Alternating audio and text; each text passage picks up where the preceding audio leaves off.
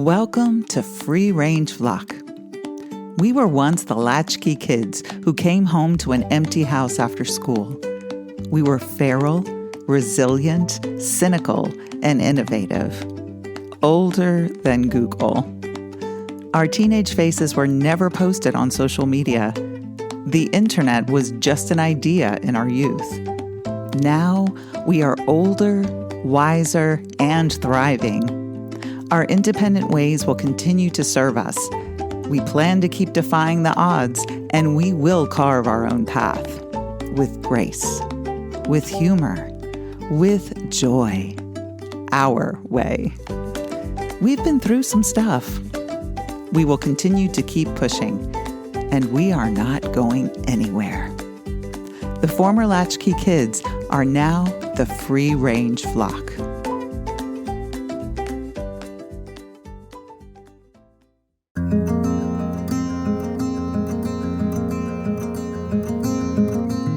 You can't forgive without loving. And I don't mean sentimentality. I don't mean mush. I mean having enough courage to stand up and say, I forgive. I'm finished with it. Maya Angelou. I really like that quote. It's a beautiful quote. Yes. Here's another one that I really like. It's not an easy journey to get to a place where you forgive people, but it's such a powerful place because it frees you.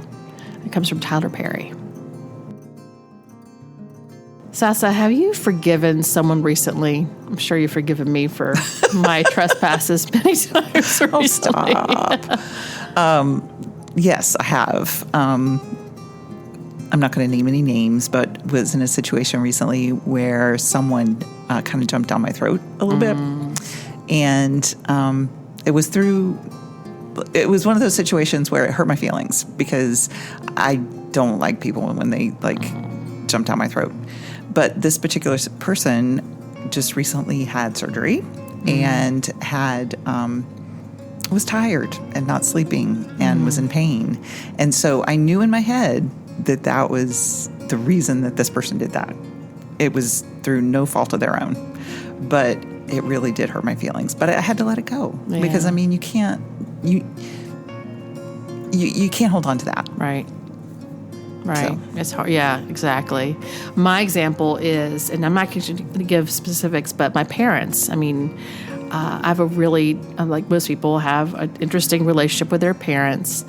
And when you get older and you realize just how hard parenting is, my parents had good intentions. They wanted to be good people. They did not make choices to do something bad to us. I mean, they were good people, but they had some missteps. And as a kid, sometimes you interpret those missteps as I did something wrong or what have you. Mm-hmm. And you carry that a little bit. Mm-hmm. Or, parents can also be fearful or frustrated and it comes out. Right. And you can't keep carrying it because you're just going to fester and rot inside. You just have to get to a place they're a human being. They were challenged in some way. Their intentions were good. Mm-hmm. And it's all about, understanding that they're humans, but also having some good boundaries too, but forgiving and saying, we're going to go on. We're going to keep going on. And man, is it hard to get there. I mean, sometimes it's not easy to forgive someone quickly. Sometimes you kind of have to sit down with a trusted professional and get there. But yeah, it took a while to get there. But when you get there, it feels good. Now that we're in our 50s and 60s, we have experienced our fair share of unfair situations and conversations. But forgiveness is that act of letting go of that hurt, that resentment, that anger. And it has the ability to change and actually heal you. It's freeing in so many ways, and it can be so hard to do. Yeah. That's why today we want to talk about the importance of forgiveness.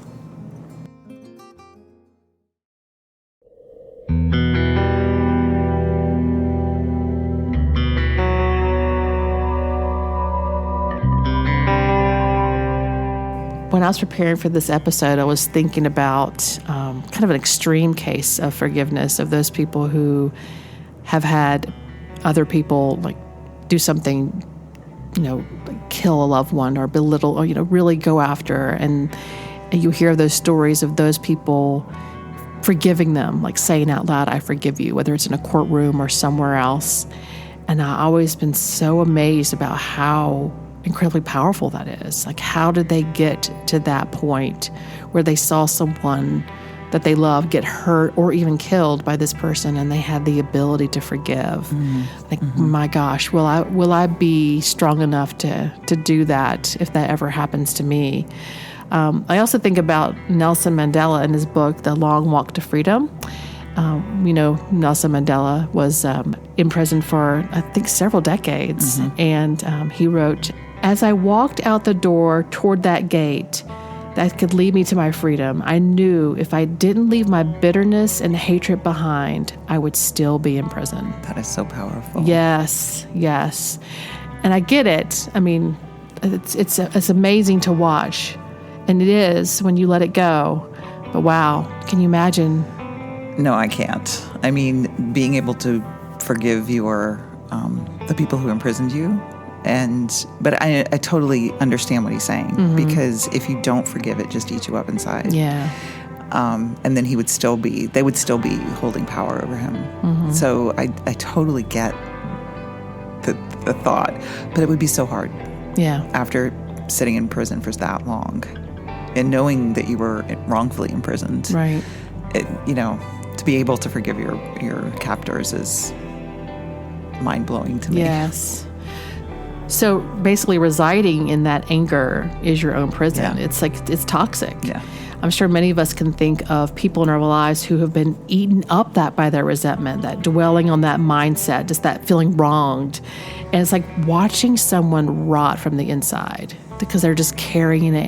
And you're like, put that down. Put that hatred down. Just put it down. Yeah. And sometimes people think of forgiveness as actually a weakness, which is so surprising to me. It's like when you did something wrong as a child and your mom makes you go up to that person on the playground and says, I'm sorry. You're like, I'm sorry. you hate that. But that your parents try to teach you that, as soon as you know you did something wrong, admit it and just get over it. Because once you said you were sorry, you play it again, you realize, okay, it's all back to normal. It's all back to normal. We're fine. We're fine. Right. But that's what sometimes it can feel like when you're like, okay, I did wrong. I'm so sorry. Yeah, well, and it's hard to admit that you're doing wrong. It's embarrassing. And so having the ability to say you're sorry is huge, but because it does clear the air. But it's hard for people to do, right? Because they don't like being embarrassed, I think. Right. But it is powerful. When has someone's asked forgiven you that really surprised you, like took you off guard? That's a hard one. We've talked about in the past. I feel like I'm a fairly kind person, and that I do my best to not do wrong. I would never want to hurt someone. But we're human, and it's important to understand that you're going to make mistakes, and you have to ask for forgiveness. And usually, I'm more than willing to say I'm sorry. That's not a problem. But sometimes I've hurt people kind of unintentionally, and it's always surprising to me when I do it. Recently, I had one of my housemates got angry with me because I didn't even realize that I had done anything. I just said something, and it was hurtful, but I didn't think of it as hurtful. And so it hurt me that I hurt someone else, but they forgave me for it. But it was just really, it's always surprising to me when I do something hurtful. But I'm always more than willing to apologize, when I do something wrong. Does that make sense? It does make sense. And I think that those kinds of unintentional hurts are easy for people to forgive you for than when you do something like mindfully hurtful. Right. Like your example earlier of like when you hurt someone, or you were abused, or you're the victim of a family murder, or right. You know what I mean, someone in your family has been killed. Being able to forgive that's a much harder ask. Right. But the anger, going back to that, I think, I know you know who I'm about to reference is Pema Chodron. So she's a Buddhist nun. She's written lots of different books. And one of her books, I can't remember the name of the book itself, but what she talks about is anger being like a fishhook. And so human nature is that once we grab onto that anger, and we hold on to that anger, and it just kind of festers, right? Mm-hmm. And that's like a fish hook that gets in a fish's mouth, and you can't get away from it. And so you can't bite the hook.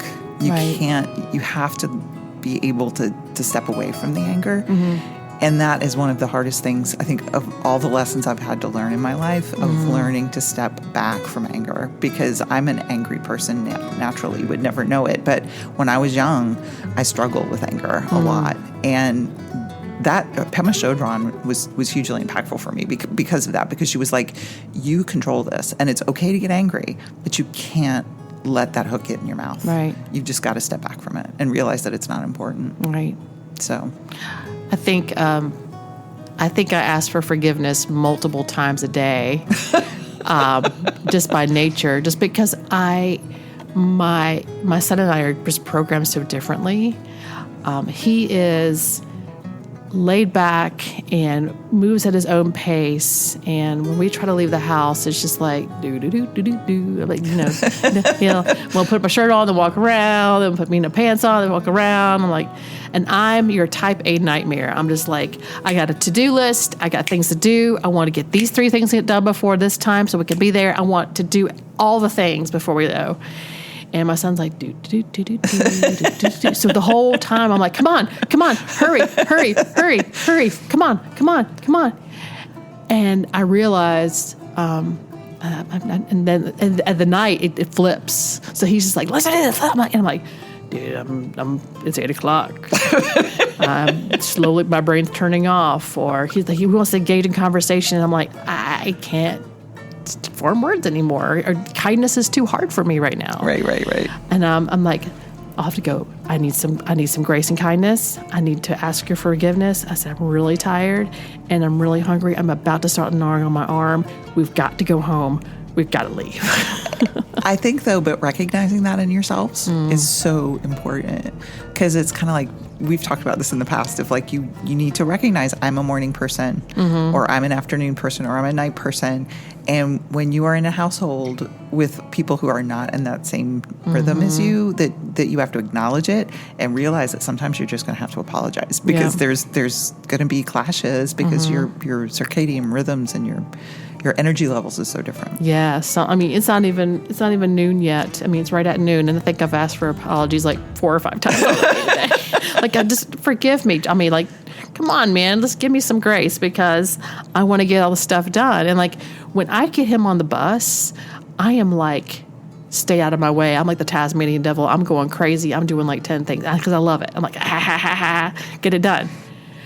But for him, he's just like, I'm going to go out here and play with this stick for a bit. I'm like, what? I'm trying to like get us out the door. What are you doing? So yeah. And I get in the car. I went, okay, I need to ask your forgiveness, because I really was, I can tell I'm getting anxious because I want to get there on time, but you're not moving fast enough for me. So forgive me. I'm just short-tempered. So yeah, I ask forgiveness all the time. All the time. That's okay, because you recognize that and you want to smooth it over. And I think I do. That's good. Yes, I do.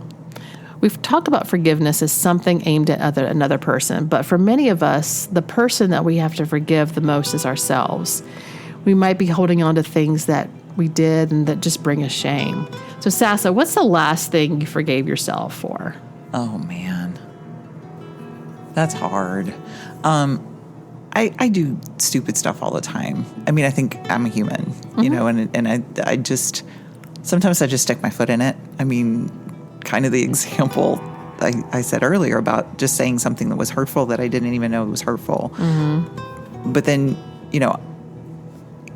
that person forgave me, but then I have to forgive myself. And then it's kind of like that self-editing thing. Then you start to question about all the things that you say. And so it's just like, I have to forgive myself for saying something hurtful, even if I didn't intend for it to be hurtful, if that makes sense. Right. Because I would never want to hurt someone's feelings. But I'm always doing stupid stuff because I'm human, and sticking my foot in it and saying something. And that's why I rewrite emails like 15 times.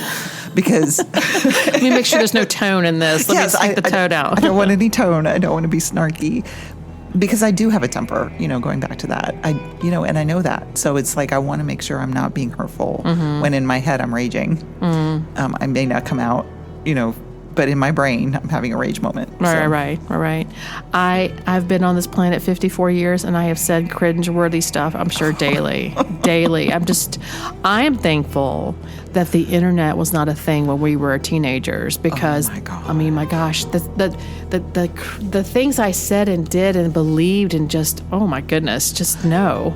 And the fact that when you're young, you don't have a filter or not as much of a filter. And so you think, oh, this is never going to bother me again, or I'm never going to, this won't come back and bite me in the butt. But it does. I mean, that's the thing about the internet that I think younger people don't understand is it will never go away. Yeah. Ever. And so when you say your hurtful things to people, that's going to follow you. And, when you're in your 50s, you're going to look back at that and talk about cringe, that you were the bully or that you were the troll or, you were hurtful to a person you didn't even know. Right. So, yeah, there are times, and I've been trying to get much better about forgiving myself and not like holding on to it. Like I have some loopy expectations for myself of like, I'm going to do these 10 things before 8. And like, I just have to like give myself some grace and it's just not going to happen. And like, just trying to calm down, just like, it's okay. You don't have to do all those things. And things don't have to all get done. Like forgiving myself for that. So, forgiving myself is a daily thing now. Well, and I think we have to live with that grace just to survive as a human. Because if we can't forgive ourselves for being human, for making mistakes, that's one of the hardest things, I think, when I was younger. I was a perfectionist, and I still am, but I've realized that perfectionism is a disease, and you just gotta let it go. But it's like when I was younger, I used to beat myself up for just making mistakes. And now in my 50s, I'm like, I'm human and I'm going to make mistakes, and I'll apologize when I make a mistake. But it's like, I'm not going to let it eat me up inside. Right. Because it's just not worth it. And sometimes the mistakes take you places that you needed to go. So sometimes the mistakes have a purpose. So you learn those lessons. You never forget those ones where you really screw up. I know. So asking for forgiveness means that the other person may not accept your forgiveness, which is tough, but you got to keep going on. That's their choice. And to me, forgiveness and love and being human are all intertwined. We are capable of being wrong and not understanding the other person's point of view. Forgiving someone is not going to change your past, but it's most definitely going to change your future.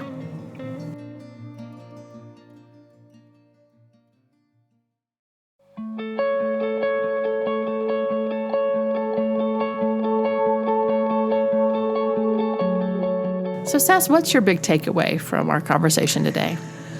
Well, as you know, when we're recording this, a lot of times we take notes about things that like pop out. And so what popped out? I'm scared. Well, no, it was something you said earlier. And it was your example of forgiving parental mistakes. Because that's something that I think everyone can relate to. Because, and something I think we forget, especially when we're children, is that our parents are not perfect. Right. And I feel very lucky that I learned to forgive my parents relatively early. I was in my late 20s, early 30s when it was like the little light bulb went off and I went, oh, my parents are human. Oh my gosh. And they did the best they could. You know, the thing is, parents are just people and they're going to make mistakes. And unfortunately, it can screw you up as a child, but they're doing the best they can. And we have to me, that's one of the ultimate examples of forgiveness is being able to forgive our parents' mistakes because they are so impactful on us and how we grew up. Right. And so, that's probably my biggest takeaway is that we have to remember they're human and forgive them for their errors because they're just doing the best they can. And kind of on the flip on that, my takeaway is, just forgiving ourselves and, making that the grace that you're trying to show other people, I'm going to try to show it myself. Yeah. And that's hard. But I've got an 11-year-old son who's watching me. And so I'm usually asking him for forgiveness every day. But I want to model that. Just say, hey, I'm a human being. I made a mistake. Own up to it as soon as you can. I'm really sorry, or, I'm not angry at you. We just worked out and I'm really hangry. I need to put something in my mouth so I can be nice. Yeah, sometimes it's just hangry. Yeah, sometimes it's just hangry because I'm infamous for I'll eat a nice breakfast, but then I'll have so many meetings that I'll forget to eat lunch, and then I'll go, I'll just go to the gym real quick and then come back and have dinner. And usually in the car, I'm snarly. I'm I'm ready to hurt somebody. So because I'm so hungry that I'm distracted. Right. I want to teach him and show him that I'm a human being. I make tons of mistakes. I'm going to ask for forgiveness as we're going through it, so that hopefully he's not on the other side going, my mom did this to me and I got to forgive her. Hopefully he's forgiving me as he goes. Well, I think that modeling, to your point, is so important, because one of my parents' faults was we did not communicate particularly well in my household. It was like kids were seen and not heard. We did what we were told. And to see you trying to flip that and making it very clear that you want to communicate, you want him to communicate all the things with you, even when it's uncomfortable, you still have to have the conversations. Right. And that's beautiful. That's a beautiful thing. Oh, we try. But yeah, that's my big takeaway. So yeah, cool. Forgiving those who've, maybe well-intentioned. Hopefully they were well-intentioned. But, letting that go, because that anger and that frustration is not going to serve you. But then also modeling that for just the people coming up behind us. Right, exactly. I'm going to give myself some grace here. I've even said that out loud to my students. I'm like, all right, I'm not having my best day. I forgot my notes. I forgot this, but I'm just going to give myself some grace and take a moment to breathe. And how are y'all doing while I'm thinking about my lecture here? What do you think? How you doing? So you just got to do it and just got to show it, and then show them that it's okay to not have it all put together. You have to show your humanity. That's important. So we would like you to follow us on social media. Have you done that yet? Please. Have you come to our social media sites? Come. So we are on Facebook. We are on Instagram. We are on TikTok. We are on YouTube. Have you punched the buttons? Have you subscribed? Have you followed? Because we want you to do those things. Yeah, let me know that you're out there. Yeah, because sometimes we feel like we're talking to ourselves. And we can do that all day. We can do that without the microphones. We can do that. But it's much more fun when we're having a conversation with you. And so today's episode, and what we would like to have a conversation about, is forgiveness. So what are some things that have happened to you recently with forgiveness, that you've forgiven someone or forgiven yourself? We'd love to hear some examples of how it's being impactful in your life. And thank you for listening, y'all.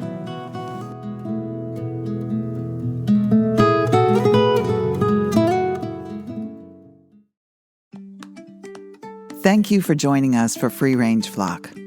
Our goal is to inspire and celebrate who we are, the Generation X kids who grew up and decided to do things their way, with grace, humor, and joy.